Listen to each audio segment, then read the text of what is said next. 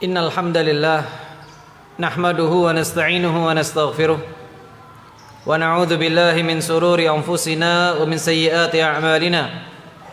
Man yahdihillahu fala mudilla lahu wa man yudlil fala hadiya lahu. Asyhadu an la ilaha illallah wahdahu la syarika lah wa asyhadu anna Muhammadan abduhu wa rasuluh. Allahumma salli ala Muhammad wa ala alihi wa ashabihi wa man sara ala nahji wattaba'a sunnatahu wa salaka tariqahu wa nahaja manhaja ila yaumiddin. Qala ta'ala fil Qur'anil Karim, ya ayyuhalladzina amanu taqullaha wa qulu qawlan sadida yuslih lakum a'malakum wa yaghfir lakum dhunubakum wa man yuti'illaha wa rasulahu faqad faza fawzan 'azima. Amma ba'd, usini wa iyyakum bitaqwallah. Wasiat yang senantiasa diulang oleh khatib adalah takwa kita kepada Allah Ta'ala. Takwa di mana saja kita berada. Takwa ketika sedang di hadapan banyak orang, dan bertakwa pada saat kita sedang sendirian. Semoga Allah Ta'ala membantu kita semuanya untuk bisa istiqamah dalam menjalankan perintah takwa, karena ini adalah bekal terbaik untuk berjumpa dengan Allah Ta'ala. Amin ya rabbal alamin. Kemudian yang kedua, salawat dan salam semoga tetap tercurahkan kepada panutan kita, uswah kita, Rasulullah sallallahu alaihi wasallam, yang ini merupakan sunnah-sunnah di hari Jumat yang perlu dijaga dan dihidupkan sebagai bentuk kecintaan kita kepada Rasulullah dan ketundukan kita akan perintah Allah Ta'ala akan bersalawat. Mudah-mudahan dengan begitu Allah Ta'ala bukakan untuk kita semuanya syafaat daripada Rasulullah sallallahu alaihi wasallam. Amin ya rabbal alamin. Jamaah sekalian rahimakumullah, ada begitu banyak orang ingin sampai kepada Allah Ta'ala. Ada yang masuk melalui pintu ibadah, ada yang memasukinya melalui pintu sedekah, ada yang memasuki atau ingin sampai kepada Allah Ta'ala dengan cara-cara yang mereka karang-karang sendiri. Maka itu semuanya akan betul-betul sampai kepada Allah kalau kita memenuhi 4 kriteria. 4 kriteria, 4 jalan agar kita betul-betul sampai menuju kepada Allah Ta'ala. Sebagaimana disampaikan oleh Al-Imam Abu Hamid Al-Ghazali, beliau mengatakan ada 4 perkara yang ini adalah bekal orang-orang yang ingin sampai kepada Allah Ta'ala. Orang yang ingin sampai kepada Allah Ta'ala maka perlu menjaga 4 perkara ini. Sungguh salah satunya lepas, salah satunya terlalaikan, maka kemungkinan dia tidak akan sampai. Kemungkinan. Maka jamaah sekalian rahimakumullah, apa 4 perkara itu? Yang pertama yang beliau sebutkan, beliau mengatakan al-i'tiqadus sahih la yakunu fihi bid'ah. Kata Imam Abu Hamid Al-Ghazali, maka syarat pertama agar bisa sampai kepada Allah, syarat pertama agar kita bisa sampai kepada tujuan akhir kita, yaitu Allah Ta'ala, dalam segala bentuk amal perbuatan amaliyah kita, yaitu i'tiqadus sahih la yakunu fihi bid'ah. Keyakinannya benar, tidak ada unsur-unsur perkara baru dalam urusannya. Keyakinannya benar tentang Allah Ta'ala. Dia yakin betul bagaimana cara mengimani Allah, bukan cuma sebatas hafalan. Oh, saya beriman kepada Allah, iman kepada malaikat, iman kepada kitab, dan seterusnya. Bukan berhenti di situ. Akan tetapi kita berusaha untuk ta'abbud, beribadah kepada Allah Ta'ala dari apa yang sudah kita kenal daripada nama-nama dan sifat-sifat Allah Ta'ala. Apa yang menjadi haknya Allah yang tidak boleh kita lalaikan, apa yang merupakan kewajiban kita sebagai seorang hamba, itu yang menyebabkan kita bisa sampai kepada Allah Ta'ala. Ketika seseorang mencoba untuk kemudian sampai kepada Allah, menuju kepada Allah, namun ternyata bermasalah dari sisi pemikiran akidahnya, maka mustahil bisa sampai. Mustahil. Bagaimana mungkin tiket utamanya, kunci utamanya dia telah rusak, bagaimana bisa sampai kepada Allah Ta'ala? Maka keyakinan-keyakinan yang menyimpang dari sisi akidah, keyakinan-keyakinan yang menyimpang dari sisi ubudiyah, maka itu semuanya yang menjadi penghalang seseorang bisa sampai kepada Allah Ta'ala. Kendati pun kemudian dia sudah beramal banyak, kendati pun dia sudah kumpulkan sekian pun di amal soleh, namun ternyata tidak pernah sampai. Sama seperti orang yang ingin sampai ke sebuah tempat, ke sebuah daerah, namun dia tidak mau sampai, tidak mau melewati jalan yang diminta. Maka yang terjadi adalah tambah jauh, tambah jauh, tambah jauh, dan sampai ketika dia menyesal, ternyata dia tidak pernah sampai. Waliyadzubillah. I'tiqadus sahih, akidah yang benar. Maka disinilah pentingnya kita jamaah rahimakumullah untuk belajar tentang konsep iman yang benar. Bukan cuma hafalan. Tapi bagaimana cara kita beribadah dengan sifat-sifat Allah Ta'ala? Kalau Allah memiliki sifat Ar-Razzaq, bagaimana kita berta'abbud? Kata Imam Ibnul Qayyim Al-Jauzi, di mana beliau mengatakan bukan cuma sebatas hafal kita dalam masalah Asmaul Husna, bukan cuma kemudian berhenti pada nama-nama Allah Ta'ala saja, tidak. Bagaimana cara kita ta'abbud kepada nama-nama dan sifat-sifat Allah Ta'ala itu? Kalau Allah Ta'ala adalah Ar-Razzaq, maka kita yakin betul bahwa Allah yang ngatur rezeki. Dalam ayat yang lain Allah tekankan lagi, nahnu qasamna bainahum ma'isyatum fil hayati dunya. Kami telah bagi-bagi urusan ma'isyah kalian di muka bumi. Maka kalau sampai kita kemudian meragukan rezeki kita sampai kemudian mengatakan kayaknya saya nggak mungkin menghidupi keluarga saya, kayaknya saya nggak mungkin, secara tidak langsung berarti kita belum kenal Allah Ta'ala. Kita sedang meremehkan kemampuan Allah Ta'ala. Maka jamaah sekalian rahimakumullah, maka ini yang harus kita perbaiki. Terutama mungkin di akhir-akhir ini, hubungan baik kita mungkin terlalu jauh dengan Allah Ta'ala, sehingga kemudian kita merasa seolah-olah Allah nggak kemudian membantu kita, Allah nggak mungkin nyelesain masalah kita. Padahal satu-satunya yang bisa nyelesain masalah kita cuman Allah, makhluk tidak ada. Tidak ada satupun makhluk yang sanggup menyelesaikan urusan kita kecuali hanya Allah Ta'ala saja. Maka dari itu jamaah sekalian rahimakumullah, kita perbaiki hubungan kita dengan Allah Ta'ala. Dan salah satu yang membangun ini semuanya adalah kebenaran dalam pemahaman akidahnya. Ada seorang ulama ditanya yang bernama Abu Hazim rahimahullah. Beliau pernah ditanya tentang bagaimana fenomena kenaikan harga barang. Lalu kemudian dia menjawab, kalau Allah yang ngasih rizki di saat kita sedang lapang, di saat harga-harga sedang murah, maka Allah juga yang akan ngasih rizki di saat harga-harga sedang mahal. Subhanallah, ini keyakinan bahwa dia yakin betul bahwa Allah adalah Ar-Razzaq, Allah yang ngasih rizki, bukan makhluk, bukan ke tempat kita kerja, bukan usaha yang kita buka, bukan bisnis yang sedang kita perjuangkan. Sama sekali nggak ada urusan dengan itu semuanya. Kalau Allah kemudian ingin kasih rizki, maka tidak ada satupun makhluk yang sanggup untuk menghalangi. Dan kalau Allah ingin menahan sebuah rizki, maka seluruh alam tidak ada yang sanggup untuk mendatangkannya.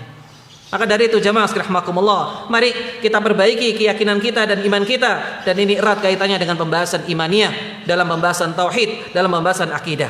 Sehingga kata Imam Abu Hamid Al-Ghazali, pertama untuk bisa sampai kepada Allah, i'tiqadus sahih la yakunu fihi bid'ah. Tidak ada perkara-perkara baru dalam urusan i'tiqadnya, dalam urusan ubudiyahnya. Ini yang pertama jamaah sekalian rahimakumullah. Kemudian yang kedua yaitu taubatun nasuh. Taubatun nasuh la tarji'u ba'dahu ila zillah. Jamaah sekalian rahimakumullah, sebagian orang berpikir hanya sebatas memperbaiki hubungan dengan Allah, dengan sholat, puasa, haji, umrah, itu dia sampai kepada Allah. Padahal ada sarana yang kedua, yaitu apa? Taubatun nasuh, taubatan nasuhah. Menunjukkan bahwa ini adalah perkara yang sangat besar.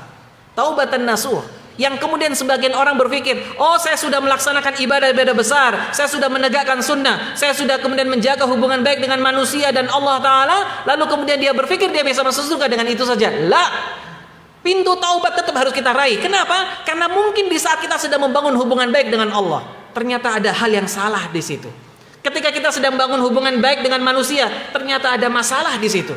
Maka tidak ada jalan kecuali kita kembali kepada Allah dengan taubatan nasuh, dengan taubat yang sebenarnya taubat. Kita akui kesalahan kita. Saya banyak dosa ya Allah, saya banyak dosa ya Allah, saya banyak dosa ya Allah. Semakin sering kita merendahkan diri di hadapan Allah Ta'ala, maka itu cara tercepat agar kita bisa sampai kepada Allah Ta'ala. Rasul Sallallahu Alaihi Wasallam diampuni dosanya yang telah lalu dan yang akan datang, dijaga sama Allah Ta'ala, dipilih menjadi manusia terbaik sebagai penutup para nabi dan rasul. Subhanallah. Itu pun setiap harinya tidak kurang 70 kali. Dalam redaksi hadis yang lainnya 100 kali dalam taubatnya kepada Allah. Padahal seandainya beliau tidak melakukan amalan ini, mungkin Allah Ta'ala tetap akan memuliakannya. Kenapa? Karena memang beliau sudah mulia sejak awalnya. Allah sudah pilihkan dan Allah sudah jaga. Tapi ternyata ingin ajarkan kepada kita, supaya kita faham bahwa ternyata sosok yang paling mulia di muka bumi dan tidak ada yang nandingi, itu pun masih bertaubat kepada Allah Ta'ala. Karena ada begitu banyak faedah-faedah daripada taubat. Salah satunya adalah penyesalan akan dosa. Salah satunya juga menyebabkan kita tidak sombong. Sehingga kalau kita melihat ada saudara kita yang masih terjebak dengan maksiat, masih jatuh pada perkara dosa, kita tidak merendahkan melampaui batasan syariat. Beda Pak. Kita mengomentari maksiat secara umum dengan kita ta'in seseorang. Oh si fulan nggak pernah sholat, oh si fulan begini, oh si fulan begini. Ini konsekuensinya besar. Kalau itu salah, itu akan kembali kepada kita, waliyadzubillah. Maka dari itu jamaah sekalian rahimakumullah, mari perbaiki diri kita, perbanyak taubat, akui kesalahan kita. Perlu kita meneteskan air mata yang akan menyelamatkan kita nanti di hadapan Allah Ta'ala. Ainani la tamassahuman nar, ainun bakat min khasyatillah, wa ainun batat tahrisu fisabilillah. Ada dua mata yang tidak tersentuh neraka jahanam. Mata yang takut karena Allah Ta'ala, karena netes terus ingat dosanya, dan mata yang berjaga di medan jihad.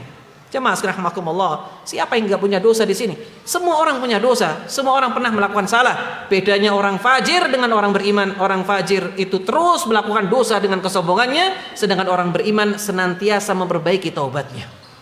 Ini yang kedua, jemaah sekalian rahimakumullah. Kemudian yang ketiga, jemaah sekalian rahimakumullah, di antara cara agar kita bisa sampai kepada Allah Ta'ala, istirdaul khusum hatta la yabqa li ahadin 'alaika haqqun. Mencari keredoan orang yang dulunya kita pernah berselisih. Kita mungkin kumpul sama orang pernah berselisih, dengan teman kantor, dengan saudara, dengan kerabat. Selesaikan untuk bisa sampai kepada Allah Ta'ala. Selesaikan, minta keridhaan mereka. Saya dulu pernah kemudian mendolimi Anda. Saya dulu pernah kemudian mengambil hak Anda. Saya dulu pernah ngerasani Anda. Saya dulu pernah menjatuhkan kehormatan Anda. Minta maaf sebelum datang di hari di mana hisab itu adalah urusannya adalah kebaikan dan amal soleh. Minta maaf jamaah sekalian rahimakumullah. Jangan sampai kemudian kita mengatasnamakan agama, mempertahankan dosa kita itu. Gengsi untuk minta maaf, padahal tahu dia salah, padahal tahu dia telah mendolimi orang lain, padahal tahu dia telah merendahkan kehormatan orang lain. Apalagi yang direndahkan adalah seorang dai, seorang ulama. Hati-hati Anda, hati-hati Anda. Allah akan hisab Anda semuanya. Allah Ta'ala akan hisab semuanya orang-orang itu. Maka hati-hati jamaah sekalian rahimakumullah. Sungguh hati-hatilah terkait dengan kehormatan seorang muslim, seorang mukmin. Hati-hatilah kalau seandainya berkaitan dengan kehormatan seorang alim. Hati-hatilah karena ini akan mendapatkan hukuman di dunia dan hukuman di akhirat kalau tidak taubat. Minta keredoan mereka. Saya dulu pernah menzalimi Anda, saya minta maaf. Kalau mungkin menceritakan masalahnya silahkan, tapi kalau mengkhawatirkan menjadi masalah jadi tambah buruk, maka cukup secara umum kembalikan haknya. Oh, saya dulu pernah bermuamalah dengan Anda masalah finansial. Saya dulu sempat ambil uang Anda. Sekarang saya mau kembalikan. Oh, saya dulu pernah nipu Anda. Kalau kemudian menceritakan menjadi masalah jadi tambah buruk, maka cukup secara umum kita minta maaf, minta keredoannya. Karena kalau itu tidak selesai, jamaah sekalian rahimakumullah, Allah tidak akan selesaikan hisabnya kecuali kita diselesaikan dengan orang yang sedang berselisih. Sehingga Rasulullah pernah mengingatkan, kalau Anda sedang punya masalah di dunia, segera mencari keredoannya sebelum datang hari di mana dinar dan dirham tidak berfungsi lagi, yang berfungsi hanya amal soleh dan dosa.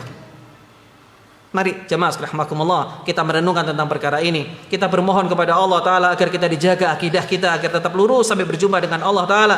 Kita bermohon kepada Allah Ta'ala agar kita dimudahkan untuk taubat, mengakui kesalahan kita, dan kita dimudahkan untuk meminta maaf dan memaafkan kesalahan orang lain. Barakallahu li wa lakum wa astaghfiru li wa lakum.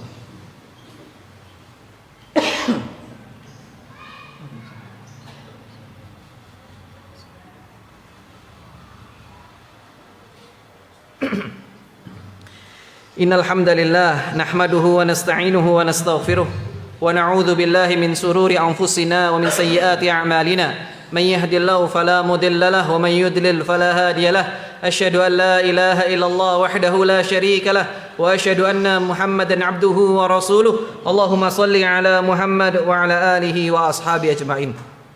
Jamaah rahimakumullah. Yang keempat, yang terakhir, kata Al-Imam Abu Hamid Al-Ghazali, cara agar bisa sampai kepada Allah yaitu dengan cara tahsil ilmu syar'i, mencari ilmu syar'i yang dengannya tegak hubungan kita dengan Allah Ta'ala, ibadah kita kepada Allah Ta'ala tegak dengannya. Berarti kita perlu belajar ilmu agama. Hukumnya adalah wajib, khususnya yang menyangkut masalah ubudiyah. Kalau menjadi ulama tidak wajib, fardu kifayah. Tapi kemudian kalau menjadi orang mukmin yang tahu bagaimana cara sholat yang benar, cara wudhu yang benar, cara berpuasa yang benar, kalau dia pengusaha, cara berbisnis yang benar, hukumnya fardu ain, wajib, harus belajar ilmunya. Sehingga ilmu-ilmu yang menyangkut ubudiyah harian kita itu menjadi ilmu yang sangat harus kita cari. Sempatkan jamaah sekalian rahimakumullah, jangan selalu beralasan sibuk. Wallahi jamaah sekalian rahimakumullah, setiap kali kita beralasan sibuk itu menjadi simpanan doa nanti Yang nanti kalau seandainya Allah kabulkan itu, artinya kita betul-betul dibuat sibuk sama Allah Ta'ala, sampai kita betul-betul tidak bisa hadir majelis ilmu. Padahal tempatnya nempel dengan rumah kita. Padahal tempatnya tidak jauh dari rumah kita. Kenapa? Karena kita selalu beralasan sibuk. Saya nggak ada waktu. Sibuk, nggak ada waktu. Betul-betul Allah jadikan kita nggak punya waktu. Mending kalau kita belum sanggup untuk hadir di pengajian, kita minta, ya Allah bantu saya untuk bisa hadir di pengajian ya Allah. Banyak. Kalau di masjid ini ada kajian rutin, hadir di sini. Mudah-mudahan itu menjadi bekal kita untuk berhadapan dengan Allah Ta'ala. Jangan beralasan tidak ada waktu. Jamaah sekalian rahimakumullah. Allah tidak terima alasan tidak ada waktu itu. Ilmu syariat ini hukumnya wajib. Rasulullah Shallallahu Alaihi Wasallam itu pernah bersabda bahwa sesungguhnya talabul ilm faridatun ala kulli muslim. Orang mukmin, seorang muslim itu wajib itu untuk belajar ilmu syar'i. Allah telah wajibkan, Rasulullah telah wajibkan bahwa sesungguhnya belajar ilmu agama itu hukumnya adalah wajib, fardu ain. Tidak boleh kita mengatakan saya nggak ada waktu. Kalau untuk belajar ilmu agama, ilmu umum, kita rela ada waktu. Kita sekolah mulai dari TK, SD, SMP, SMA, kemudian kuliah S1, S2, S3 sampai profesor, ada waktu. Masa untuk belajar tahsin tidak ada waktu?